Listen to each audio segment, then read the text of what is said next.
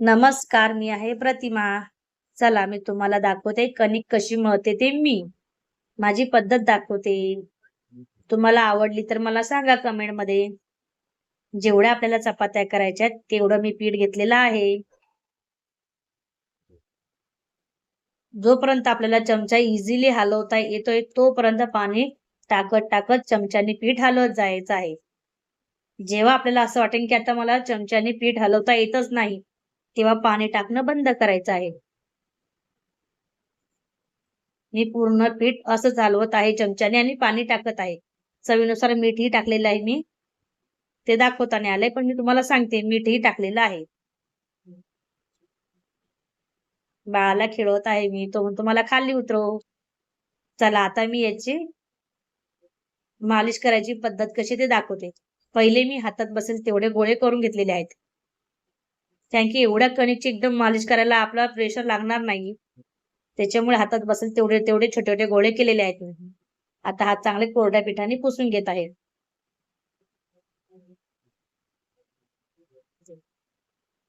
आता मेन मालिश आता आली.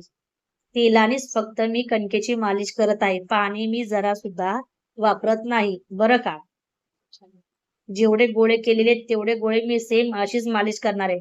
बघा तुम्ही किती व्यवस्थित प्लेन माझा गोळा झालेला आहे. तसंच प्लेन पूर्ण वरतून आपला पिठाचा गोळा दिसला पाहिजे. तेव्हा समजायचं की आपलं कणिक एक जीव प्रॉपर झालेला आहे. सगळे गोळे मी 2-2 मिनिटं असंच व्यवस्थित मालिश केलेलं आहे. प्रत्येकाला मी 1-1, 2-2 मिनिटं दिलेले आहेत. आपली चपाती नरम न येण्याचं कारण इथंच. आपण कणिक मळायला प्रॉपर वेळ देत नाही.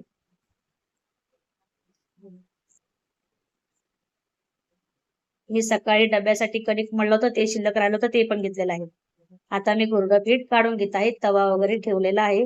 तेल काढून घेत आहे. परत एकदा उंडे तोडायच्या अगोदर मी पीठ एकदा मालिश केलेली आहे. चला आता मी लाटायला घेत आहे. चपात्या मी लाटायला घेतलेल्या आहेत. तुम्ही बघू शकता चपाती कशी येत आहे.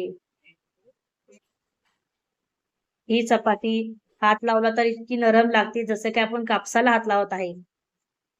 फायनली माझी ऑर्डर झालेली आहे. तुम्हाला माझा व्हिडिओ आवडला असेल तर माझ्या व्हिडिओला लाईक, शेअर, सबस्क्राईब करा बरं का. आणि तुम्हाला चपातीबद्दल काय माहिती विचारायची असेल तर मला फोन करा. Bye bye.